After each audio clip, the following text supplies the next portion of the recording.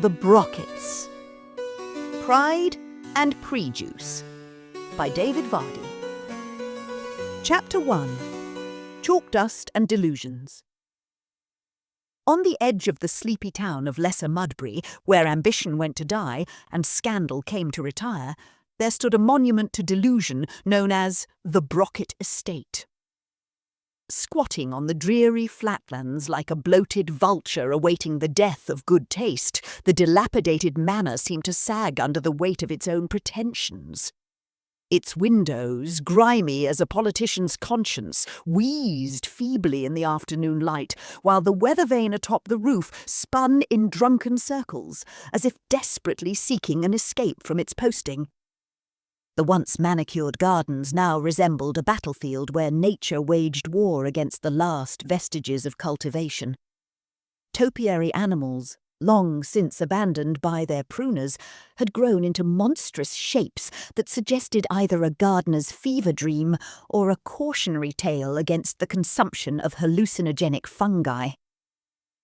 It was within these crumbling walls that the matriarch of the Brocket family, Mrs Penelope Brocket to be exact, clung to her delusions of grandeur with all the tenacity of barnacles on a sinking ship.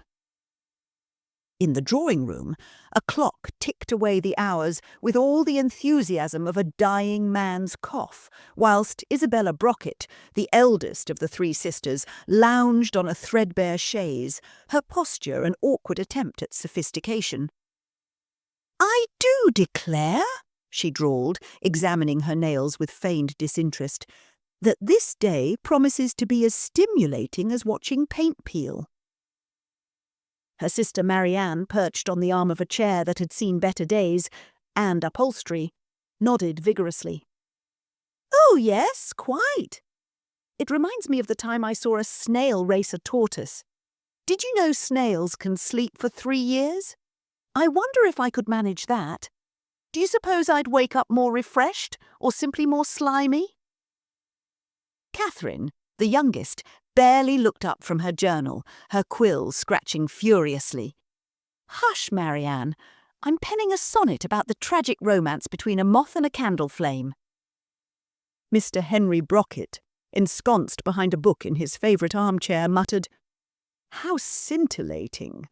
I do hope it ends better than your last opus about the star-crossed love between a teacup and a saucer."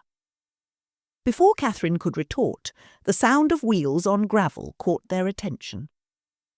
Mabel, the family's maid, shuffled into the room, her cap askew and barely containing a rebellious mass of light brown, frizzy hair that seemed determined to escape its confines. A smudge of what might have been jam or possibly mud adorned her cheek. "Oi, you lot," she announced, her voice as rough as sandpaper on a cat's tongue. "There's some big to-do outside. Reckon the mistress has gone and done something daft again." As if summoned by Mabel's words, Mrs Penelope Brocket burst into the room, her tall, slim figure cutting an imposing silhouette in the doorway.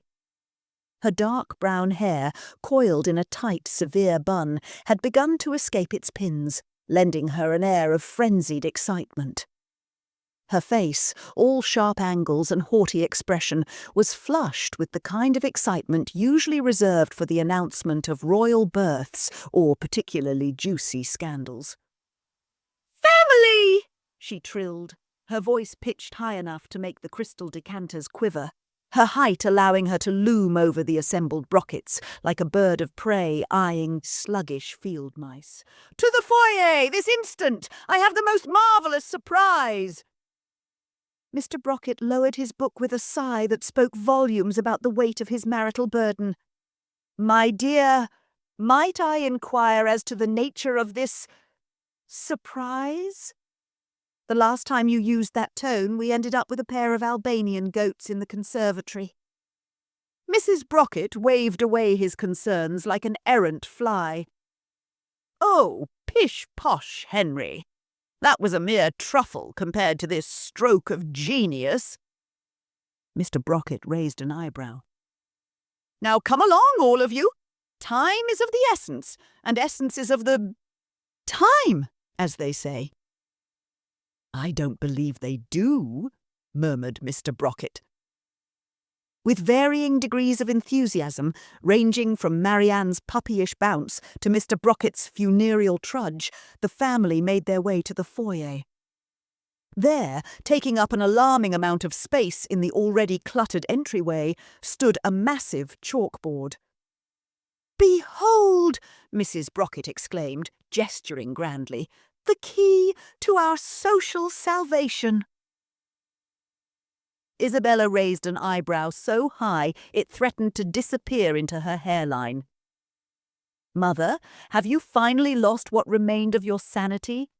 It's a chalkboard." "Not just any chalkboard," Mrs. Brocket sniffed. "This, my dear ignorant child, is on loan from the local school. It is the vessel through which I shall pour knowledge into your woefully unprepared minds." Catherine looked up from her journal long enough to ask, "Are we to be educated on the finer points of chalk dust inhalation?"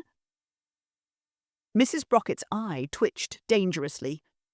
"You will all take seats immediately. Yes, you too, Henry. And Mabel. Don't think you can slink off to whatever hole you crawl into when there's work to be done." As the family arranged themselves on various chairs, ottomans, and in Mabel's case, a rickety stool that protested audibly under her weight, Mrs. Brocket seized a piece of chalk and began to write with the fervour of a woman possessed.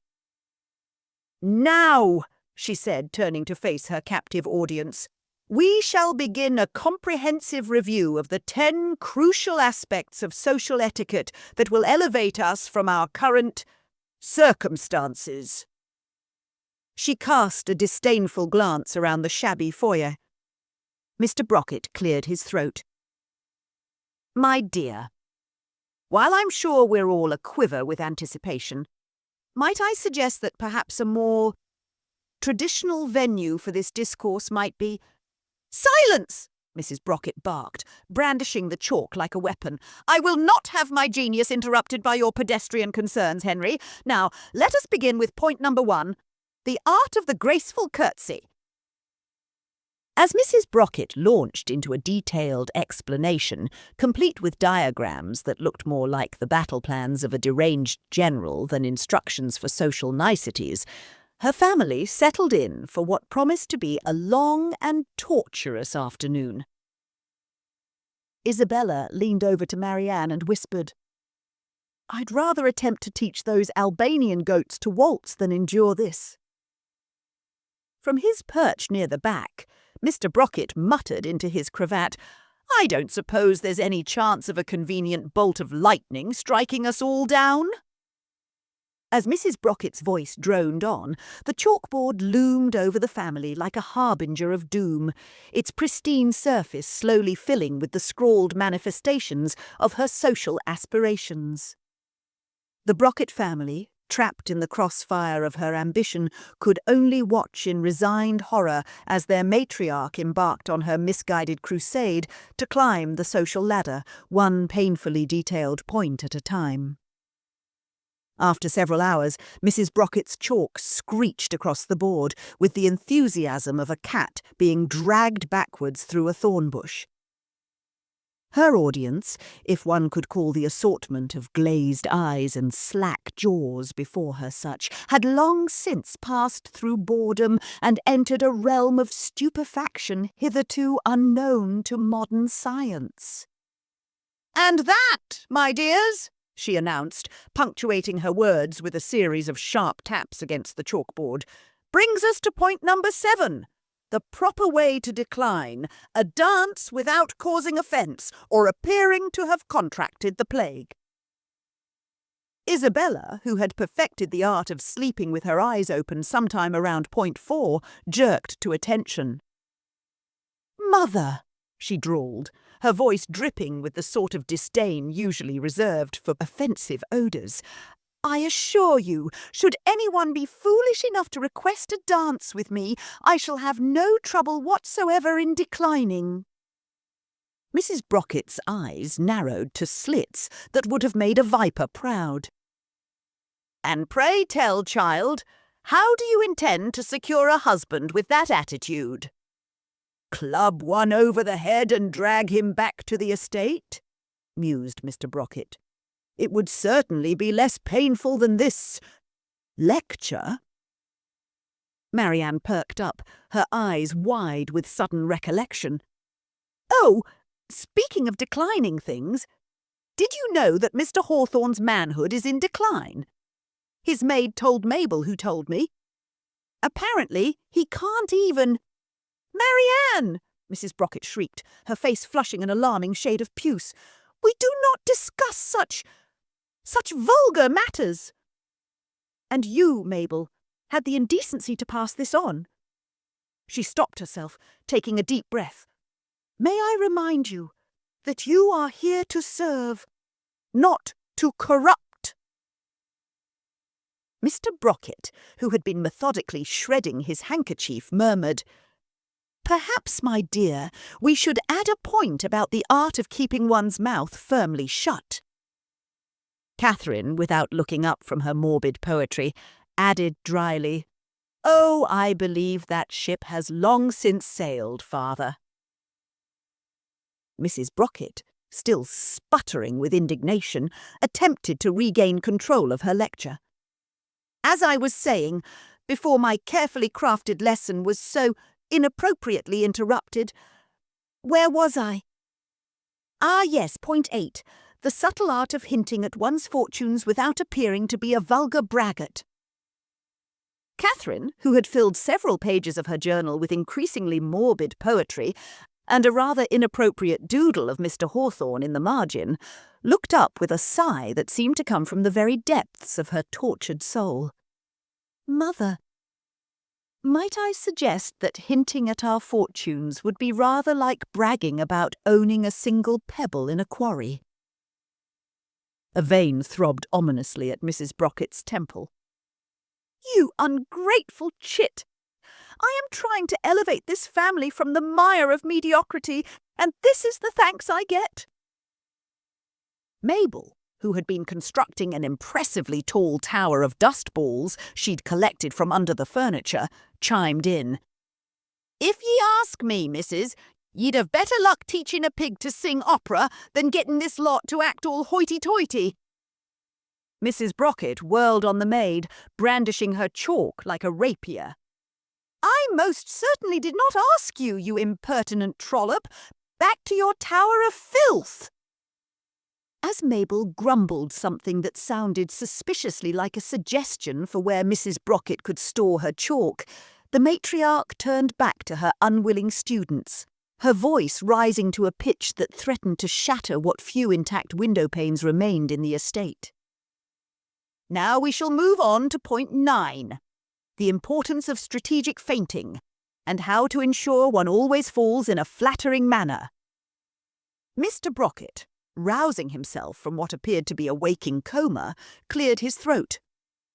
My dear, while I'm sure the art of theatrical collapse is indeed a vital skill in our social circle, perhaps we might adjourn for a spot of tea. Or perhaps something stronger. Arsenic, for instance. Before Mrs. Brocket could respond, Marianne perked up, her eyes shining with misplaced enthusiasm. Oh! I've been practicing that. Tried it at the milliner's shop last week when I realised I'd forgotten my purse. Knocked over a display and ended up with my skirts over my head. The shop owner seemed rather cross. A horrified silence fell over the room. Isabella slowly edged away from her sister as if social ineptitude might be contagious. Catherine paused her furious scribbling to stare at Marianne with a mixture of awe and second-hand embarrassment. Mrs. Brocket's face cycled through an impressive array of colours before settling on one that clashed terribly with her complexion. Marianne, she hissed through clenched teeth, we do not speak of such incidents ever. Is that understood? Marianne nodded eagerly. Oh, yes, Mother. Should I practice fainting again now? I think I've almost got the hang of it. Mrs. Brocket closed her eyes, visibly counting to 10 before continuing her lecture with renewed, if somewhat strained, vigour. She rounded on Mabel, who was still engrossed in her dust ball architecture. "Mabel!" she barked, causing the maid to jump and send her tower of filth cascading to the floor. "Pay attention. This next point is crucial for you, how a proper servant should conduct themselves in polite society." Mabel's face contorted into an expression that suggested she'd just bitten into a particularly sour lemon. "Begging your pardon, missus, but I don't see as how that's got anything to do with me. I ain't exactly invited to your fancy to-dos, am I?"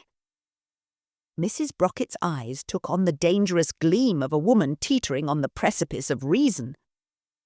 "That's precisely the attitude we need to correct. Now listen carefully. When answering the door, you will no longer greet guests with 'Whatcha want?' or 'We ain't buying nothing.' You will say, 'Good day. May I inquire as to whom I may announce?'" Mabel blinked slowly, processing this information with all the speed of a sloth on laudanum. "Right then. So when old Mrs. Higginbotham comes round asking for sugar again, I'm to say, 'Good day, may I inquire as to who I may announce,' even though I bloody well know it's her?" "Language, Mabel!" Mrs. Brocket shrieked, her complexion now resembling an overripe tomato.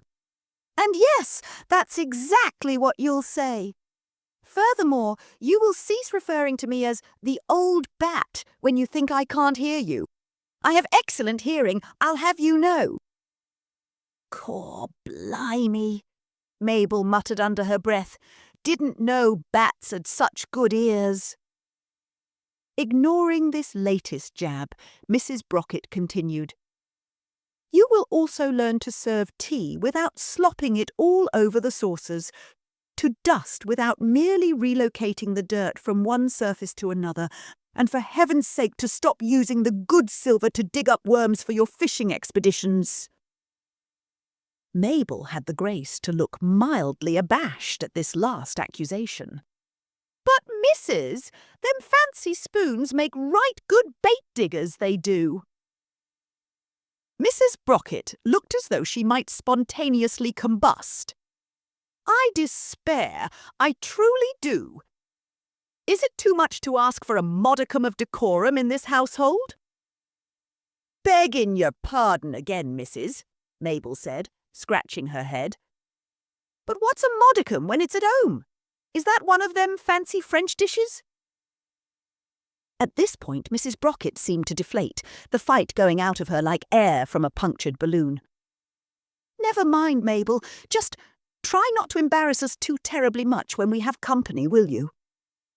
Mabel nodded solemnly, though the glint in her eye suggested that her definition of "not too terribly much" might differ significantly from her mistress's. With a heavy sigh, Mrs. Brocket turned back to her chalkboard.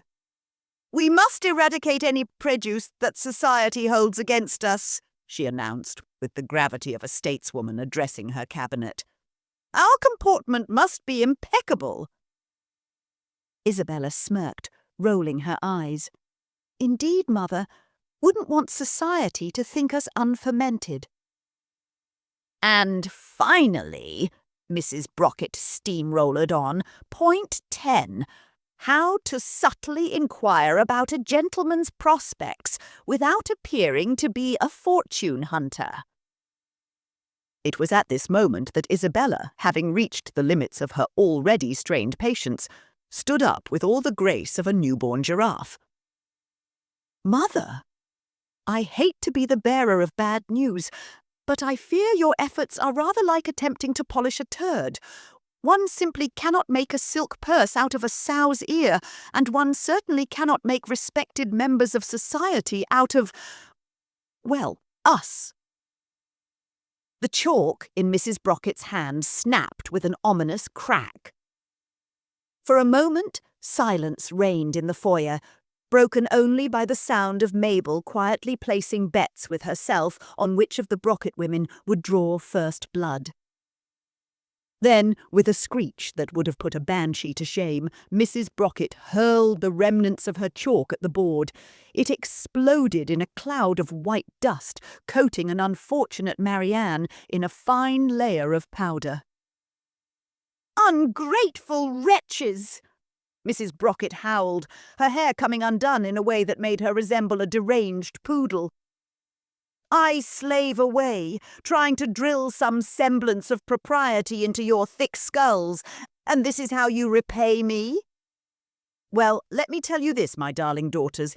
If you don't start putting these lessons to use and secure some respectable suitors post-haste, you'll find yourselves out on the street faster than you can say. Spinsterhood."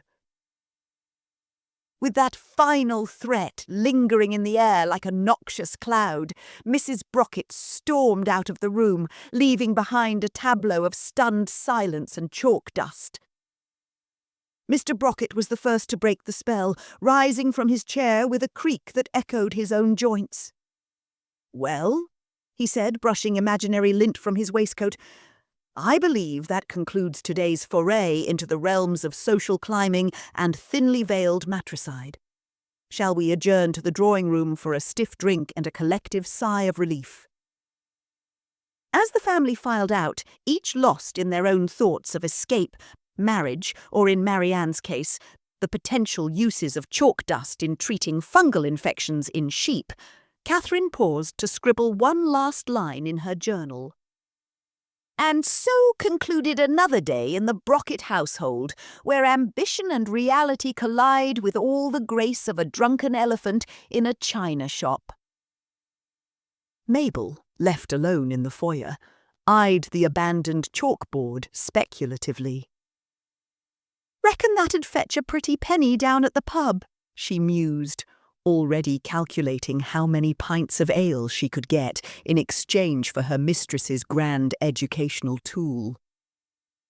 And so, as the dust settled both literally and figuratively on Mrs Brocket's grand plan for social elevation, life in the dilapidated estate on the edge of Lesser Mudbury continued its stumbling journey towards what would undoubtedly be an interesting, if not entirely dignified, future.